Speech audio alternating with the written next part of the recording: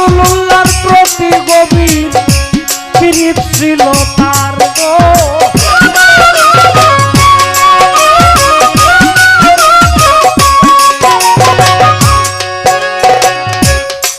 কোনদিন কয় নাই দেখা দয়াল নবীর সনে,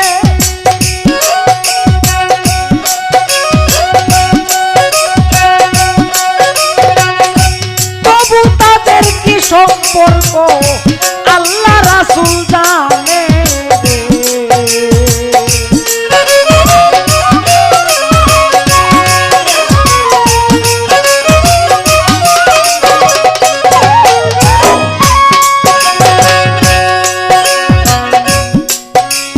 নবীজির ওফাতের সময়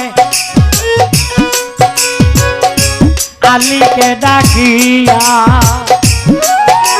ছোট ছোট বলছে বাবা হযরত আলী তোমায় কই বুঝাইয়া,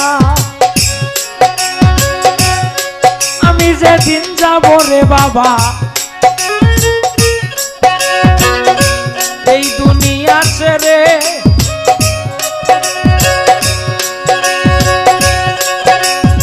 আমার জামা জোড়া লইয়া যাইও মৃত্যুর 7 দিন পরে ইয়ামান দেশে যাইও তুমি বাবা হযরত আলী।